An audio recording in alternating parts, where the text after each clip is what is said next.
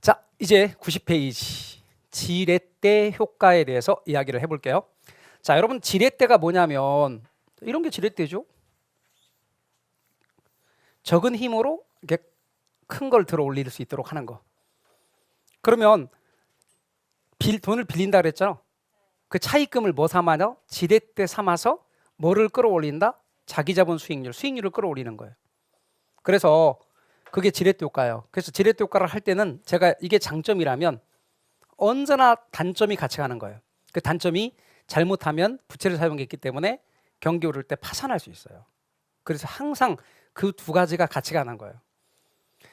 그래서 부채의 사용이 지분 수익률을 자기 자본 수익률이라 그랬고 자기 자본 수익률에 미치는 영향을 말하는데 이제 앞으로 공부를 더 하면 저 부채 사용이 자기 자본 수익률을 올릴 수도 있지만 부채 사용이 자기 자본 수익률을 떨어뜨리는 경우도 있어요. 올리는 경우 같은 방향이잖아. 자, 부채를 많이 사용했더니 자기 자본 수익률이 올라갔다. 그러면 제가 같은 방향일 때 플러스라 그랬어, 마이너스라 그랬어요? 플러스. 그럼 플러스는 플러스. 이건 영어예요, 한글이에요, 한자예요? 영어. 그러면 우리는 한자 문화권이에요. 그럼 플러스를 뭐라고 한다 그랬어요? 정이라고 한다 그랬지. 또는 양이라고 한다 그랬지. 그러면 여러분 부채를 사용했는데 자기 자본 수익률이 줄어들어. 이렇게 줄어들어. 방향이 반대네. 그럼 부가 마이너스. 마이너스는 뭐예요? 부. 그러니까 지렛대 효과는 두 가지 크게 구분할 수 있어요. 이런 지렛대 효과가 있고 이런 지렛대 효과가 있어요. 부채를 사용했더니 자기 자본 수익률이 올라가는 지렛대 효과는 정의 지렛대 효과 그래요. 앞으로 이제 이론 강의에서 할 거야. 지금은 안 해. 그리고 부채를 사용했더니 오히려 자기 자본 수익률이 줄어들어. 그러면 부의 지렛대 효과 그렇게 말할 거예요. 근데 영향을 안 미치는 게 있어요. 드러나 증가나 감소하나 영향을 안 미치면 0이야. 이렇게. 그리고 여러분 영향을 안 미치는 걸 이렇게 말해요. 차에다 시동을 딱 걸었거든요. 그런데 시동을 걸었는데도 불구하고 바퀴에 영향을 안 미쳐. 기어를 어디다 놓을 때 그래요? 네, 중립에 놓을 때 그래요.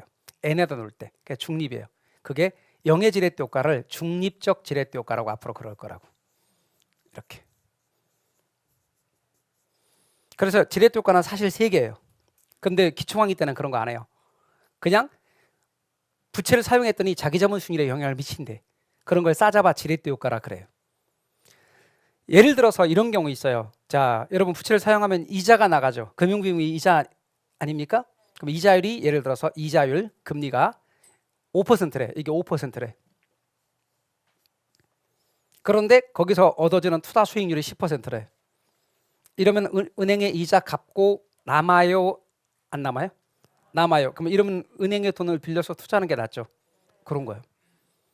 그래서 이럴 경우 부채를 사용하여 투자하면 투자할수록 자기 자본 수익률이 증가한다. 이렇게 말할 거라고. 그래서 여러분 이런 경우를 우리가 앞으로 이야기할 거고 이 경우와 관련해서 우리는 뭐라고 말할 거냐면 앞으로 정의 지렛대 효과 이렇게 할 거라고요. 그래서 지렛대 효과라고 하는 말의 뜻 의미 아시면 돼요. 부채를 많이 사용할수록 자기 자본 수익률이 더 증가하는 부분을 나중에 보여드릴 거예요. 그러나 기초 과정에서 그런 계산과 그런 원리를 다 따지진 않고 기초 과정에서는 지렛대 효과라는 개념이 있다. 그리고 과도하게 부채를 사용하게 되면 자칫하면 파산할 수 있다. 그걸 뭐라고 한다고요? 금융적 위험 혹은 금융위험 그래요. 적자를 자꾸 붙이는 이 습관이 일본의 영향을 받은 거래요. 그래서 금융위험 해도 되고 금융적 위험 해도 돼요. 말뜻 아셨죠? 그렇게 딱 기억하시면 됩니다. 그래서 우리는 타인 자본을 적극적으로 활용하는 것이 이제 유리한데 부채를 사용했을 때 타인 자본을 적극적으로 사용하는 게 유리하다라고 하는 것을 우리는 이야기할 거예요. 이 부채의 사용이 타인 자본을 적극적으로 사용하는 게 유리한 쪽으로 나타날 때 우린 정의 지렛대 효과다 이렇게 말하게 될 겁니다. 자, 그거 뜻만 아시면 되겠어요. 그 다음 또 하나 여러분 이렇게 타인 자본을 과도하게 사용하게 되면 경기가 어려울 때 금리 부담으로 인해 도산할 수 있다고 그랬죠? 그걸 뭐라고 한다고 그랬어요? 금융적 위험이라고 한다 그랬죠. 그래서 여러분 금리 부담으로 인해서 도산할 위험 가능성을 가리키는 말 그것을 금융적 위험 혹은 금융위험 그렇게 말한단 말이에요. 항상 장점만 얘기하면 안 돼요. 장점과 단점은 균형 있게 보셔야 되는 거예요.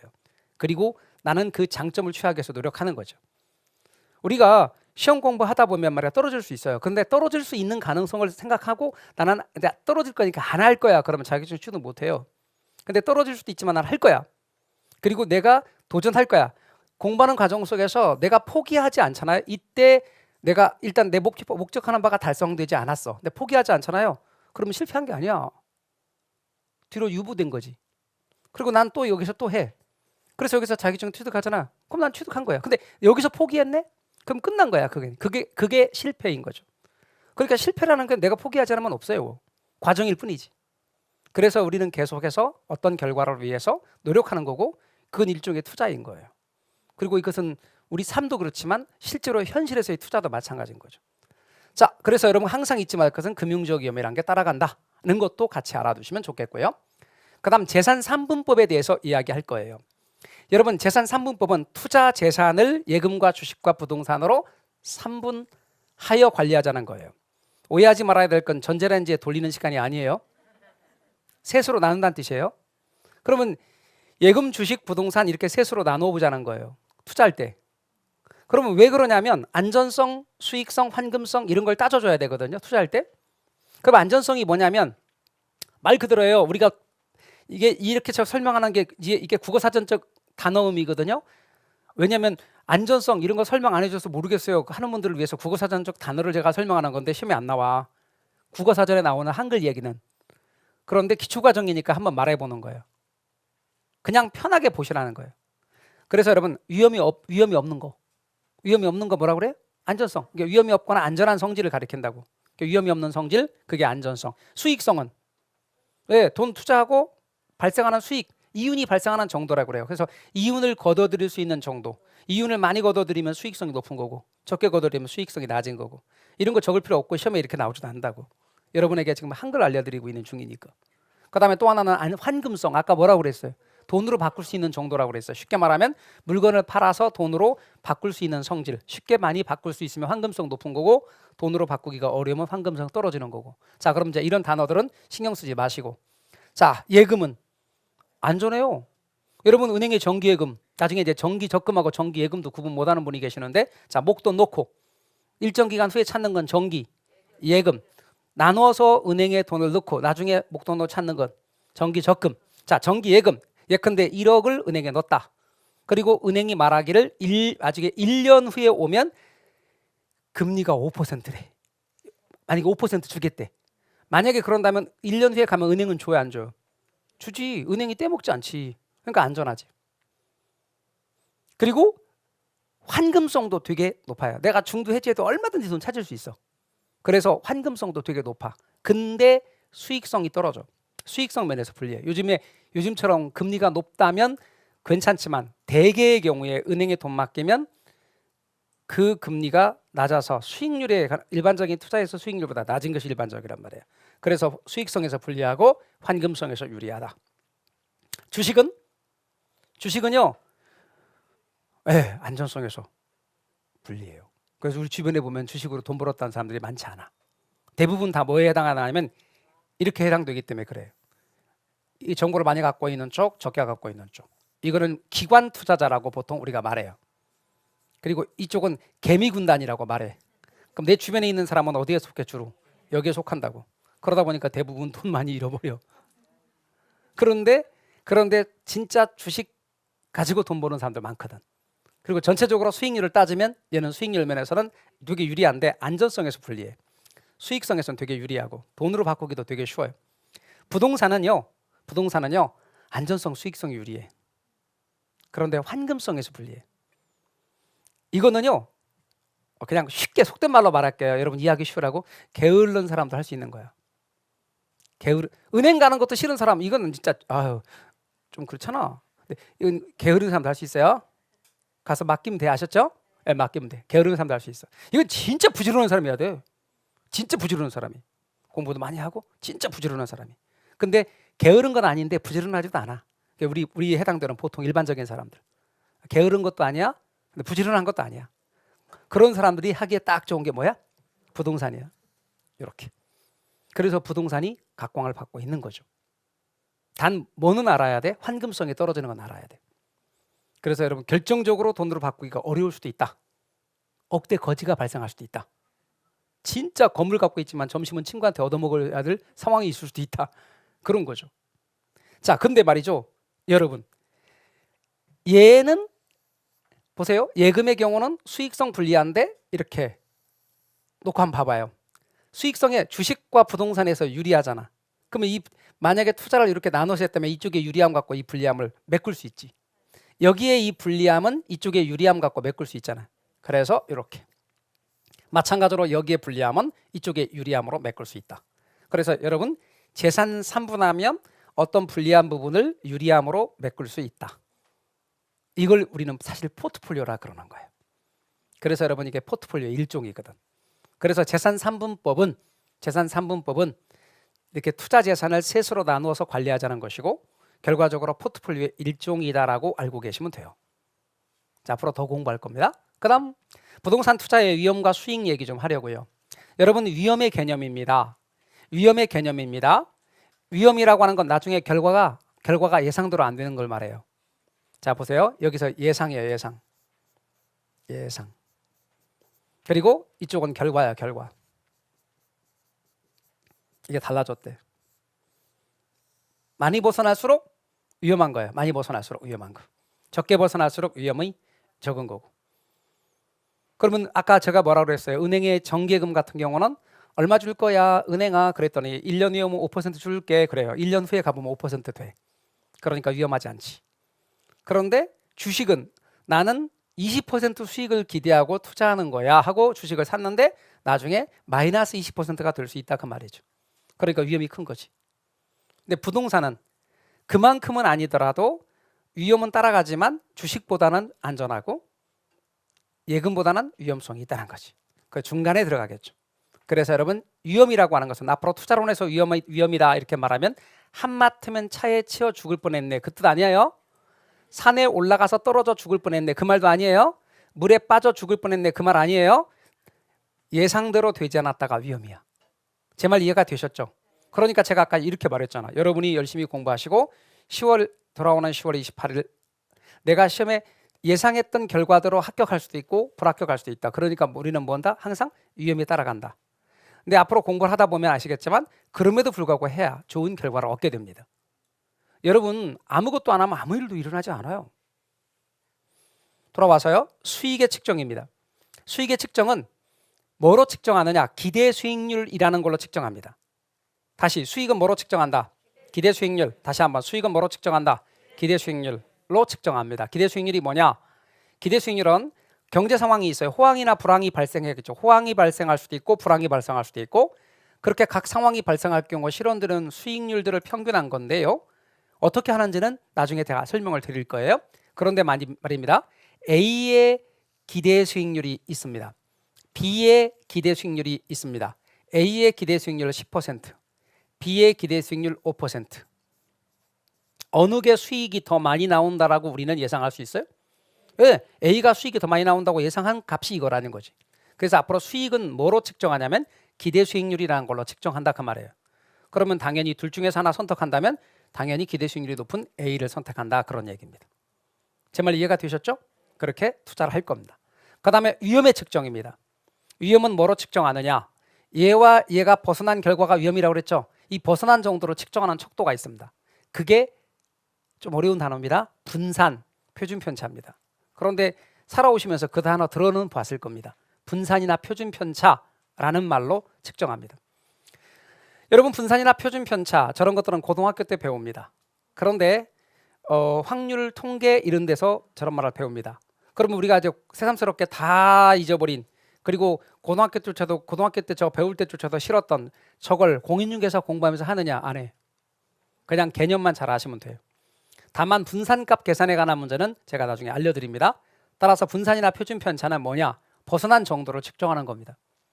그럼 분산이나 표준편차 값은 위험 투자 자산이 있습니다. 그것의 위험 정도를 나타낸 척도인데 많이 벗어나면 분산이나 표준편차가 큽니다.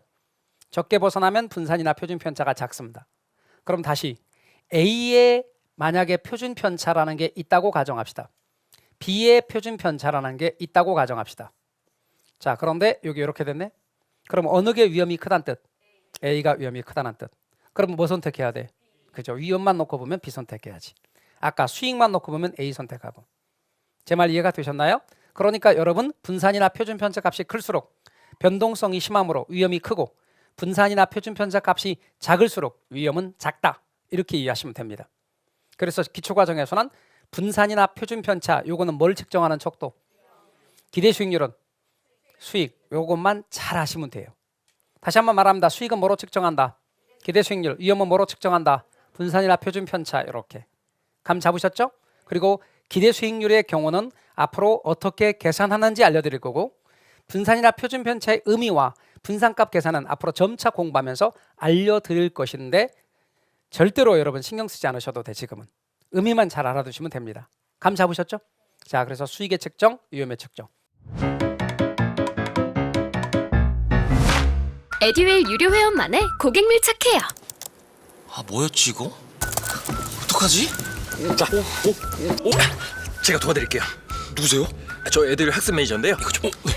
자, 일로 오세요. 자, 언제든 필요하시면 연락 주세요. 언제든지요? 아, 언제든지. 감사합니다.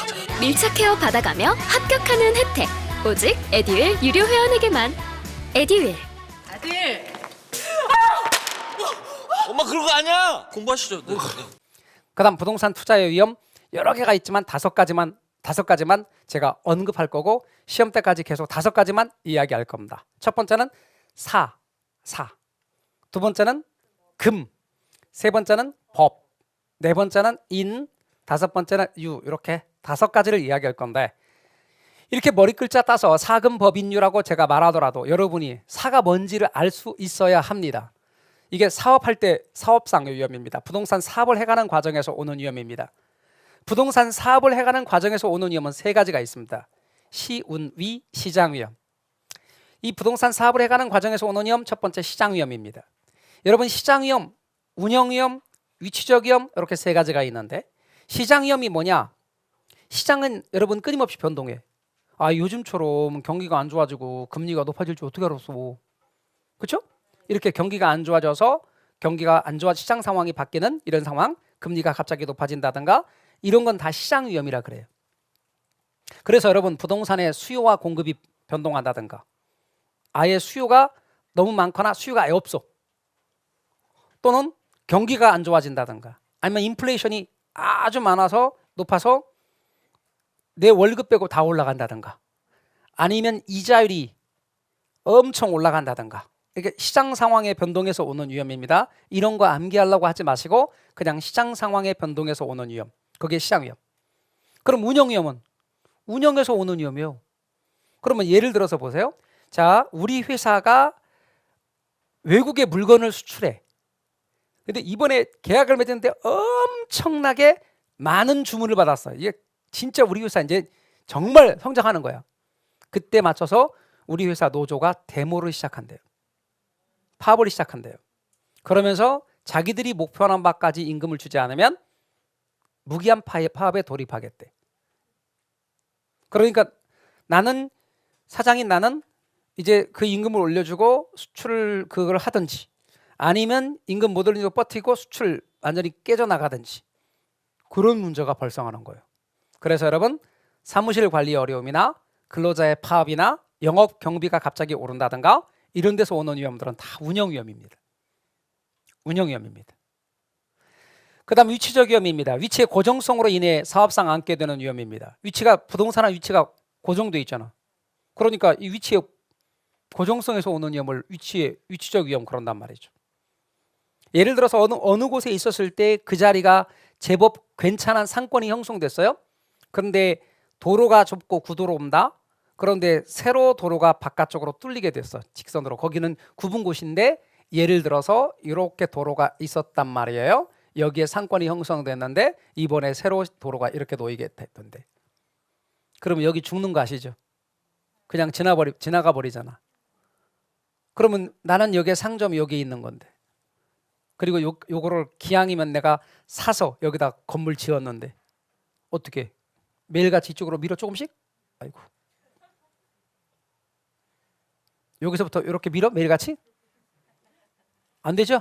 네, 부동산은 위치가 고정되어 있기 때문에. 그렇기 때문에 위치의 고정성에서 오는 위험을 뭐라고 한다? 위치적 위험이라 그래요. 위치적 위험이라 그런단 말이에요. 그러니까 부동산은 위치가 고정되어 있다. 요 3가지 싸잡아서 사업상의 위험 그럽니다. 그 다음에 금이 뭐냐면 금융적 위험. 또 나왔네? 자, 아까 뭐라고 그랬어요? 여러분, 차입금을 이용하면, 즉 부채를 사용하면 자기 자본 수익률이 증가할 수도 있다고 그랬죠. 그러나 동시에 모두 파산의 가능성도 커진다 그랬죠. 따라서 여러분, 금리가 높아서 파산의 가능성도 커진다는 것, 그걸 금융위험이라고 한다고 그랬죠. 사금법. 법적 위험이라고 하는 건 별거 아니에요. 법이 바뀌거나 제도가 바뀌거나 하는 데서 오는 위험이에요. 그래서 부동산에 대해 가지는 재산권의 법적 환경 변화에 따른 위험으로서 정부 정책이 바뀌거나 아니면 어떤 법적인 환경이 바뀌어 사실 어떤 지역이 규제가 되어버린 거예요. 규제로. 법적인 규제가 강화돼 버린 거예요. 이런 것들은 전부 다 뭐다? 법적 위험에 해당되는 거예요. 되게 후진국에서 저런 법적 위험이 많아요. 그 다음에 인플레이션 위험이에요. 인플레이션 위험은 이런 거예요. 여러분 10,000원 가지고 그 물건이 1,000원이었거든? 그럼 몇 개 살 수 있어요? 10개. 근데 2,000원 올랐네? 그럼 몇 개밖에 못 사요? 5개. 이렇게 구매력이 줄어드는 위험이에요.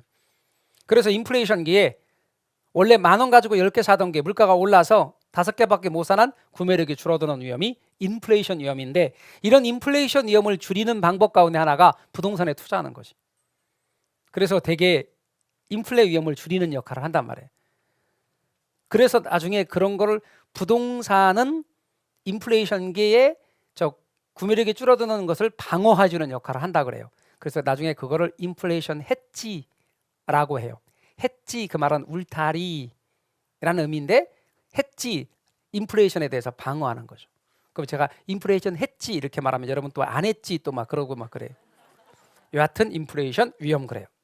그 다음에 여러분 유동성 위험이라는 게 있어요. 유동성 위험은 뭐냐면 아까 부동산 1억이라고 하고 우리 시작했죠. 제가 앞으로 투자론에서 부동산 무조건 1억이라고 한다 했죠. 그럼 1억 주고 샀네? 그걸 다시 돈으로 바꾸려고 하는데 돈으로 바꾸기가 어려워. 그래서 할 수 없이 1,000만 원 손해보고 9천만 원과 바꿨다. 손해보고 바꾸는 위험이에요. 유동성 위험, 저걸 환금성 위험이라고도 해요. 그래서 여러분은 앞으로 그냥 쉽게 유동성이 환금성으로 생각하시면 돼요. 여러분 유동성이 현금이거든 실은. 그래 유동성 그 자체가 현금이거든. 현금으로 바꾸기가 어려운 위험 또는 현금으로 바꾸는데 손해봐야 되는 위험, 그게 유동성 위험이라고 알고 계시면 됩니다. 그래서 5가지 제가 얘기할 거예요. 사, 금, 법, 인, 유 이렇게. 자, 사업상 위험, 그 다음에 금, 금융적 위험, 법적 위험, 인플레이션 위험, 유동성 위험 이렇게 할 거라고요. 그렇게. 그러니까 여러분 뭐 앞잡아서 요란 뜻은 아니고 제가 그렇게 한 글자 알려드리면 여러분이 말할 수 있도록 줄줄줄 암기 못해도 돼. 제가 힌트 주면 말할 수 있도록 시험지에 딱 있으면 보고 알아볼 수 있도록 그럼 되지. 막 축축축 말하고 뭐 강의하려고 그래요? 경쟁자 저 나중에. 그래서 사금, 법, 인유 그러시면 된다.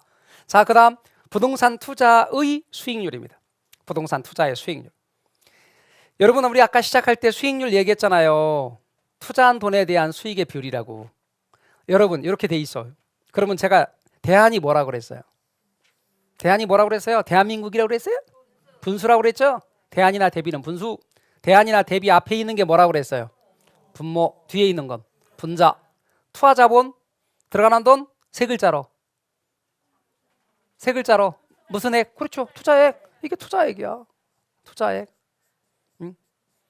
그럼 뭐분의 뭐? 투자액분의 수익. 그게 수익률이라니까요. 그래서 여러분 항상 수익률은 투하자본분의 수익의 비율이란 말이에요. 투하자본이 투자액이고. 그런데 투자액이 1억 원이고 수익이 만약에 1,000만 원이라 치면 얼마분의 얼마? 1억분의 1,000만 원이라는 거예요. 1억분의 1,000만 원. 100분율, 1000분율? 곱하기 100 항상 100분율 곱하기 100. 그러니까 몇 퍼센트? 10% 이렇게. 10%. 됐나요? 그렇게 우리가 할 거라고. 그래서 여러분 수익률, 우리가 아무 말 없이 수익률, 투자 수익률을 말하는 거예요. 그게 10% 이렇게 합니다. 자, 감 잡으셨고요. 그리고 이제 좀씩 이런 계산도 할 줄 알고요. 그렇죠? 우리 복잡한 계산일 것 같죠? 안 그래요. 조금씩. 그 다음에 여러분 수익률의 종류가 있어요. 우리가 보통 수익률 이렇게 말하잖아요.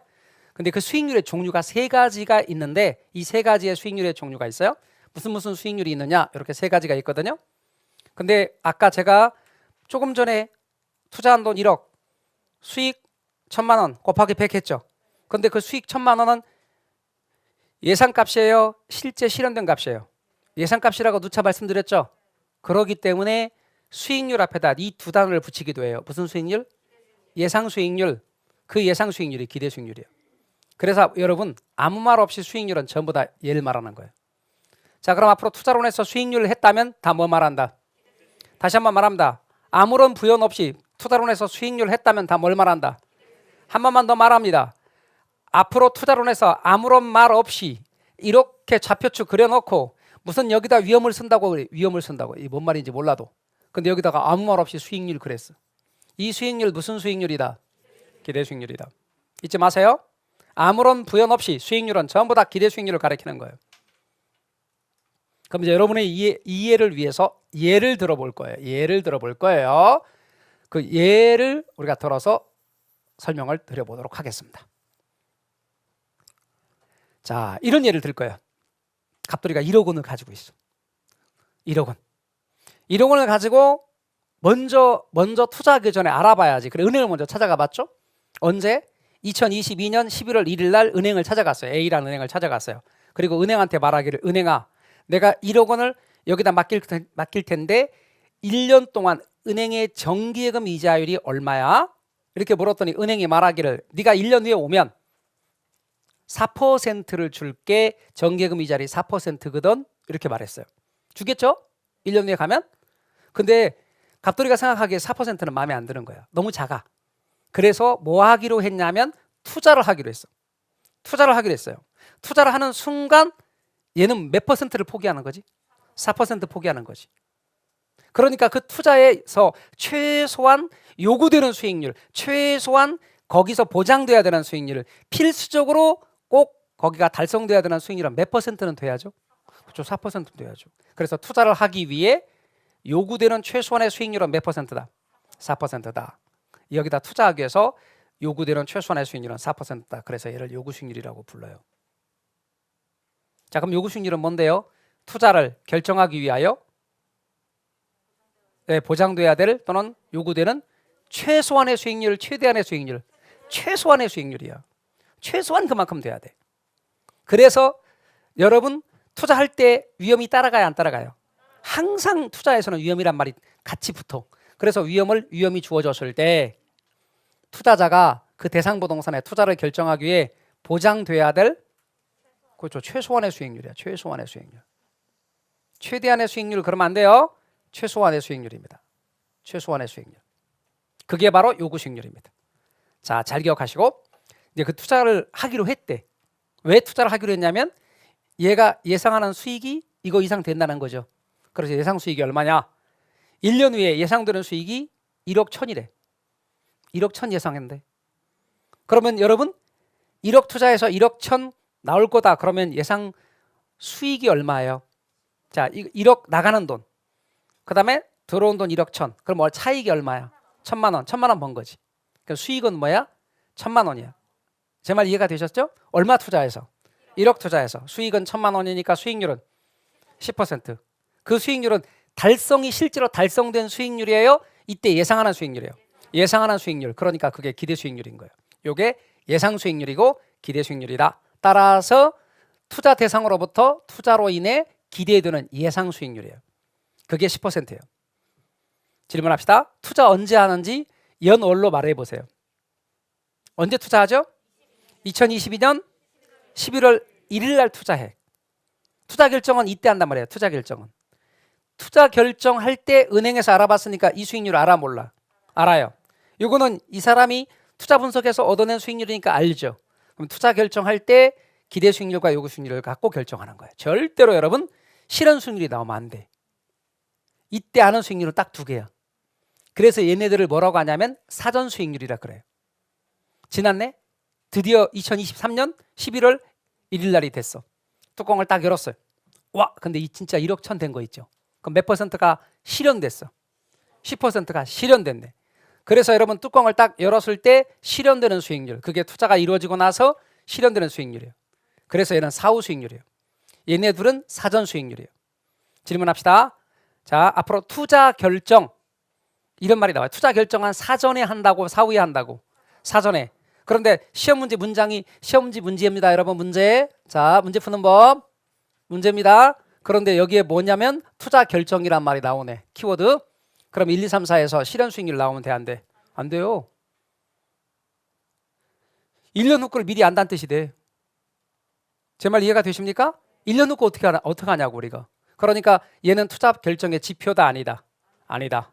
언제나 투자 결정은 뭐와 뭘 갖고 한다? 기대 수익률과 요구 수익률 갖고 한다. 그럼 기대가 요구보다 커. 그럼 투자해, 안 해요? 해요. 기대가 요구보다 작아. 투자해, 안 해? 그럼 투자를 하기 위한 최소한의 조건은 기대가 요구보다 크거나 같아야 적어도 투자를 결정하는 조건이 되겠지. 작으면 투자 안 하겠지. 그럼 자, 투자 안 한다. 얘 반대는 투자를 할 수 있는 조건인데, 그러면 적어도 크거나 같으면 투자할 수도 있고 안 할 수도 있으니까 투자를 하기 위한 최소한의 조건은 크거나 같아야 한다. 이러면 투자를 할 것이다. 이러면 투자 안 할 것이다. 앞으로 투자 결정은 시험 문제에서 투자 결정이라는 단어가 나오면 언제나 뭐와 뭐만 갖고 투자 결정한다. 기대 수익률과 요구 수익률 갖고 결정한다. 아무런 말 없으면 다 무슨 수익률이다. 기대 수익률이다. 요구 수익률은 그렇게 투자를 결정하기 위해 요구되는 수익률이다. 말은 수익률이라 붙었지만 얘는 그냥 기준이다. 이 문턱 넘어야 투자하는 거고, 그게 못 미치면 투자하지 않는 겁니다. 그러니까 얘는 기준이 되는 수익률이고, 뭐가 넘어야 된다. 기대 수익률이 얘를 넘어야 된다. 그럼 투자한다. 이 기준에 못 미치면, 기대가 이게 못 미치면 투자하지 않는다. 실현 수익률은 투자 판단 지표 아니다. 나중에 지나 보니까 예상대로 됐네. 그럼 투자가 잘 된 거죠. 근데 실현 수익률이 기대 이상이야. 정말 잘 됐네. 근데 기대에 못 미쳐. 투자 잘못했네. 그때 판단해보는 지표예요. 그러니까 투자 판단할 때 사용하는 지표는 딱 2개. 기대 수익률과 요구 수익률. 아무런 말 없이 수익률은 다 뭐다? 기대 수익률이다. 됐습니다. 또 계속 이어가 보죠. 직장 다니면서 시험 합격하기가 쉽지 않아요. 혼자 공부하면 물어볼 데도 없고, 에듀윌 유료 회원은 평일 야간에도 심지어 주말에도 밀착 관리를 해주니까 의지가 많이 됐어요. 에듀윌은 합격의 지름길입니다. 우리 부동산 투자의 위험과 수익은 무슨 관계가 있는지 설명을 지금부터 할 텐데 잘 보셔야 돼요. 어떤 관계냐 그러니까 밀접한 관계요. 심각한 관계요. 이런 말 하면 곤란해요. 설명을 잘 들어보셔야 돼요. 자, 이제 위험과 수익은 어떤 관계가 있을까? 여러분, 그거 설명하기 위해서 위험과 수익의 상쇄 관계라고 제가 표현할 텐데, 저 관계, 말하자면 상쇄 관계가 뭘까? 우리는 얼핏 들으면 상쇄라는 말의 경우 혼동할 수도 있어요. 자, 내용을 잘 들어보실래요? 자, 여러분 좀 전에 요구 수익률 이야기했네요. 근데 제가 아까 이 투자자 갑돌이는 1억을 가지고 먼저 A라는 은행을 찾아갔다고. 그쵸? 그 A라는 은행한테 물어봤어. 야, 은행아, 너 1년 맡기면 얼마 줄래? 그랬더니 은행의 정기예금 이자율이 4%라네? 그럼 4%를 포기하고 투자했죠. 근데 그 상황은요, 현실적이지 않아요. 왜 현실적이지 않냐면 딱 2가지만 가정했거든. 은행에 돈 넣는 것과 투자하는 것. 근데 우리 현실에서의 선택은 이 둘만 있는 게 아니지. 왜냐하면 저축은행에다 돈 넣는 것도 있고 주식 투자할 수도 있잖아. 근데 그 사람 이런 거 포기하고 부동산 투자했거든. 근데 은행에 돈 넣는다라고 하는 이 상황은, 여러분 은행의 정기예금 이자율은 제가 아까 말씀드리기를 1년 후에 가더라도 똑같이 준다 그랬죠. 위험이 전혀 없거든. 위험이 전혀 없었을 때 수익률을 이렇게 말해요. 위험이 전혀 없을 때 수익률을 위험이 전혀 없다. 그때의 수익률, 그런 뜻이에요. 그래서 무위험 수익률이라 그래요. 이 무위험 수익률인데 길잖아요.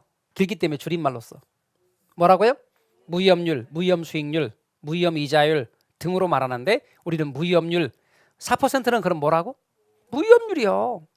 은행의 정기예금 이자율 4%를 요구 수익률로 보는 건 위험이 전혀 없었을 때를 전제로 한 거예요. 그래서 여러분 위험이 전혀 없는 경우는 무위험률만으로 구성돼. 현실적이라고요? 비현실적이라고요? 비현실적이라니까요. 비현실적이에요. 이런 경우는 없어. 현실적으로 다 위험도 따라가는 그런 조건도 있다고. 그러니까 우리 아까 그 상황을 다시 가보자 말이에요. 우리 이 상황이었잖아요. 그렇죠? 근데 지금 이렇게 해서 이거 포기하고 이거 선택했다잖아. 여러분의 이해를 돕도록 하려고 단순화시킨 거지. 그런데 은행을 가봤거든. 4%래. 그래서 이번엔 저축은행을 찾아갔어요. 저축은행이 뭔지 아시죠? 네, 저축은행의 원래 전신, 저축은행 이전의 이름이 뭐게요? 상호신용금고였어요. 상호신용금고였어요.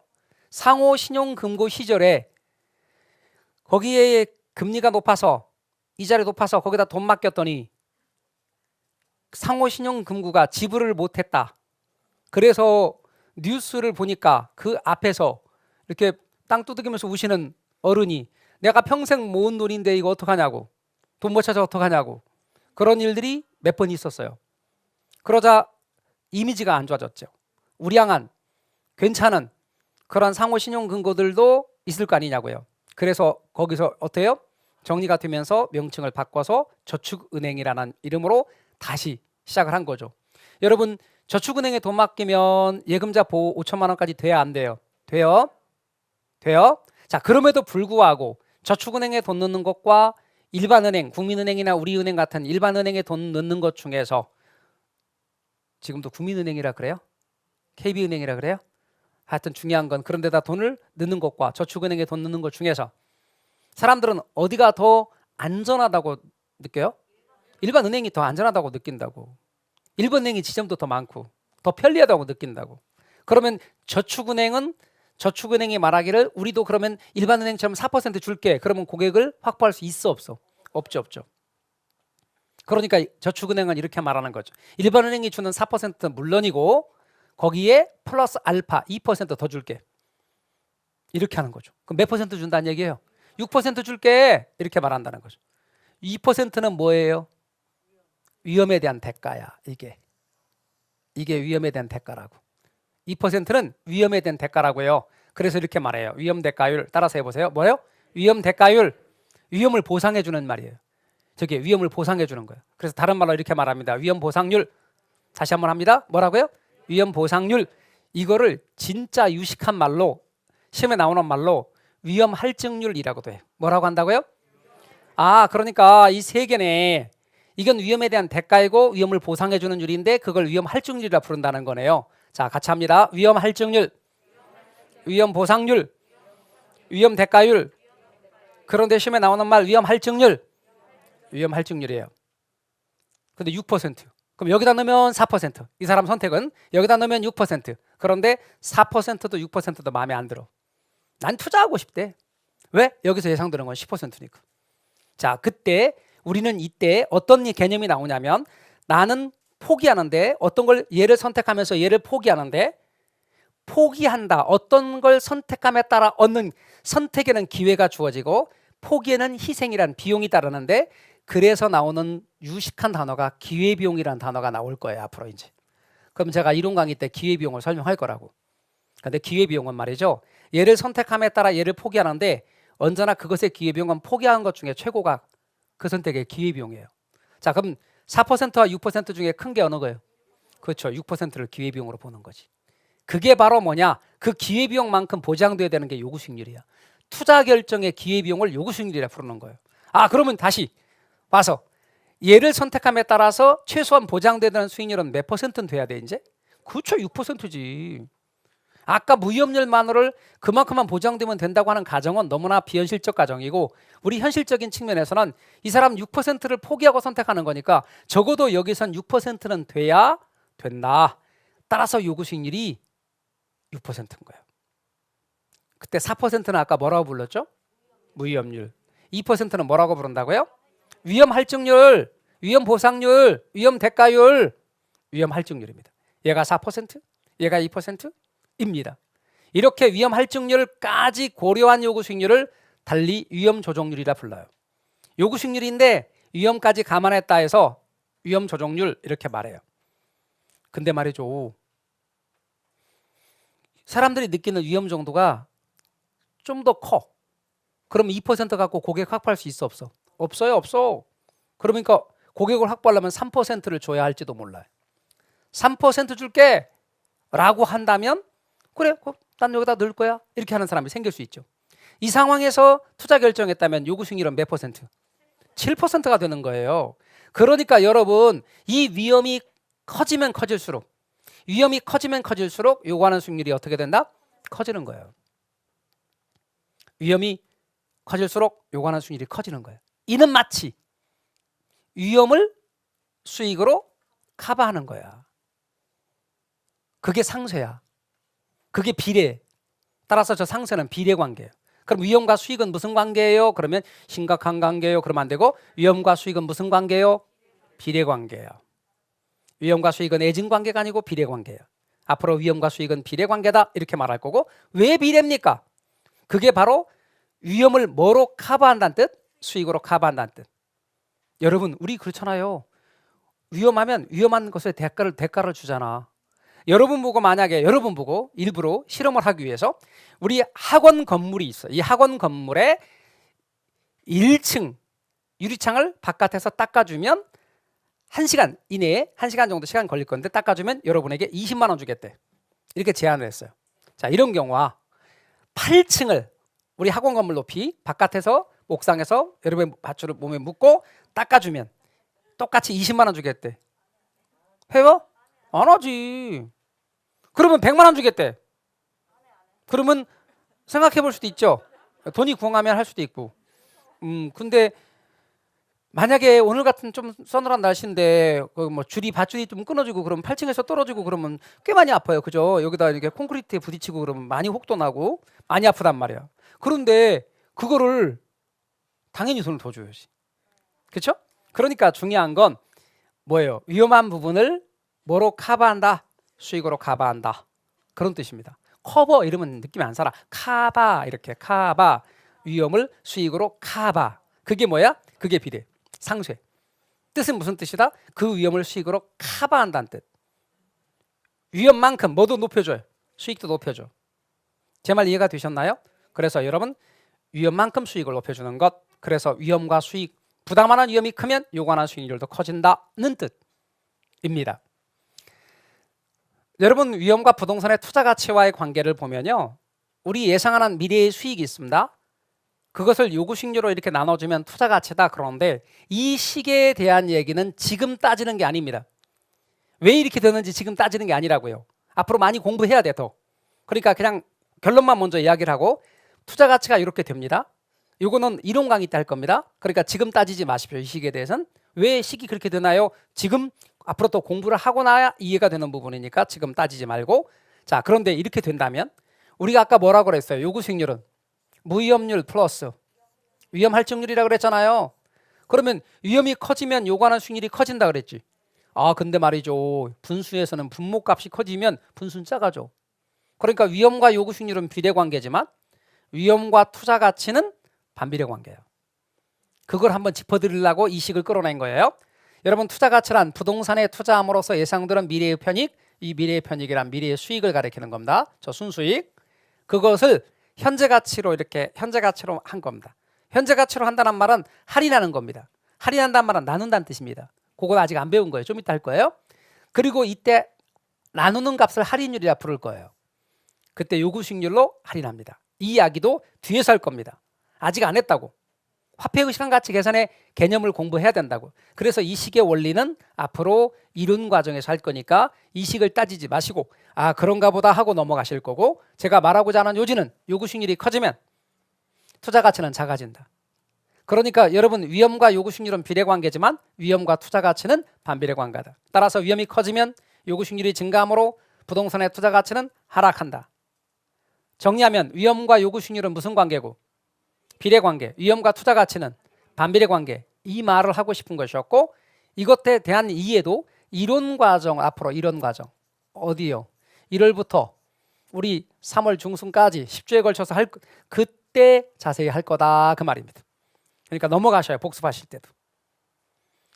그다음에 책을 꼼꼼하게 읽어서 제가 다루지 않은 건데 책을 꼼꼼하게 읽어서 난 이해하겠다 그런 생각도 버리시고 제가 다루지 않는 건 다 넘어가세요.